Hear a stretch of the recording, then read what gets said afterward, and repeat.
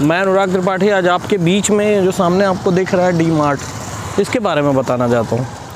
D mart की बात करता हूँ दोस्तों, हर एक व्यक्ति का सपना होता है कि उसको जीवन में कुछ हासिल करना है।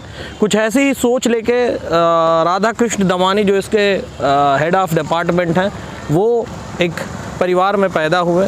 एक नॉर्मल 1 BHK के कमरे में मुंबई में अपनी ज़िंदगी गुजर बसर करते थे। अगर मैं इनकी जीवन स्टोरी की बात करूं तो 1954 को मारवाड़ी परिवार के एक सामान्य परिवार में इनका जन्म हुआ और इन्होंने सबसे पहले एक बॉल बियरिंग का बिज़नेस शुरू किया, लेकिन वो बिज़नेस चल नहीं पाया। उसके बाद में इन्होंने एक निवेशक के तौर पे एक शेयर बाज़ार का काम शुरू किया और शेयर बाज़ार में छोटे छोटे पैसे इन्वेस्ट करना शुरू किया।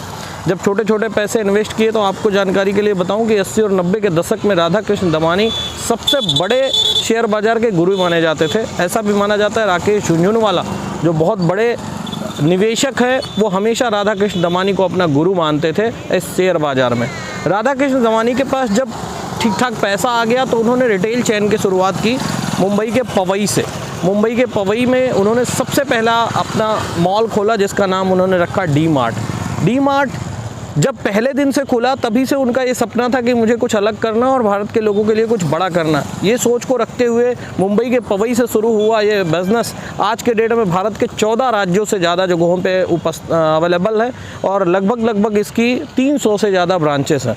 अब इसके सफलता के राज बताता हूँ। राज नंबर 1, सबसे पहले राधा कृष्ण दमानी जी ने ये सोचा कि आज के डेट में रिटेल चेन के मार्केट में बहुत सारा पैसा किसी चीज़ के भाड़े पे ही चला जाता है, यानी जो उसका किराया होता है, जो जगह का हम किराया करते हैं। तो उस चीज़ को ध्यान में रखते हुए उन्होंने क्या किया, उन्होंने डी मार्ट की जितनी भी ब्रांचेस खोली वो सब मिडिल क्लास के ऐसे एरिया में खोली जहाँ पे ज़मीन आसान से सस्ते रेट में मिल जाए।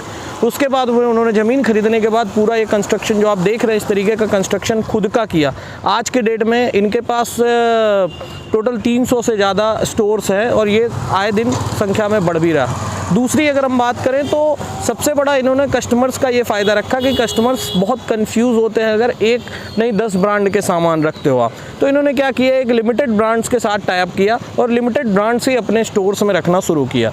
मिनिमम 6 से 7% का डिस्काउंट देना हर एक प्रोडक्ट में शुरू किया। साथ ही साथ कुछ ऐसे प्रोडक्ट में एक्स्ट्रा सेल भी देना शुरू किया जो कस्टमर्स को ज़्यादा लाभान्वित करते हैं और ज़्यादा अपने ओर खींचते हैं। तीसरी अगर हम बात करें तो जब डी मार्ट में ये देखा गया राधा कृष्ण दमानी जी के थ्रू कि अभी आज के डेट में जो जनरेशन है वो ये चाह रही है कि सब सामान एक ही जगह पे मिल जाए, फिर उन्होंने इसमें कपड़े वगैरह और अन्य क्षेत्रों में भी घुसना शुरू किया और उसकी संख्या बढ़ाई।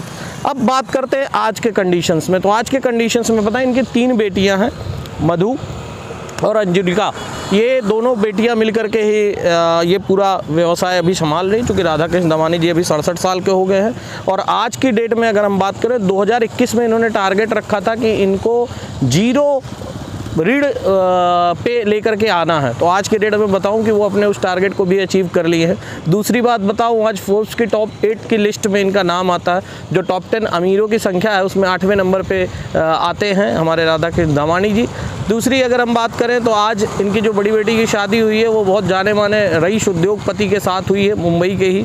और आज इनका 1001 करोड़ का बंगला अभी हाल ही में इन्होंने ख़रीदा है। तो ऐसे तो है राधा कृष्ण दमानी जी। ये कहानी आपके लिए इसलिए ज़रूरी है कि यदि आपके भी जीवन में ऐसे कोई सपने हैं तो राधा कृष्ण दमानी जी ने जीवन से क्या सबक लिया कि कभी रिस्क लेने में पीछे नहीं हटे। उन्होंने जो सोचा वो करके दिखाया और आज उसकी सोच आपके सामने है। तो अगर आपके जीवन में भी ऐसी कोई सोच है तो निश्चित तौर पे सोचिए और उसे करने के लिए आगे बढ़िए। डेफिनेटली आप उसे अचीव करेंगे। किसी अन्य वीडियो में मैं अनुराग त्रिपाठी आपके साथ मिलूंगा। वीडियो लाइक करिए, चैनल सब्सक्राइब करिए। जय हिंद, जय भारत।